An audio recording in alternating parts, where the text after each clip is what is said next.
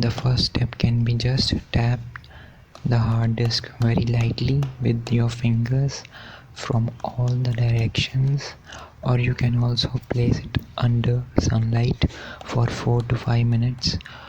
or in a warm environment for 15 to 20 minutes.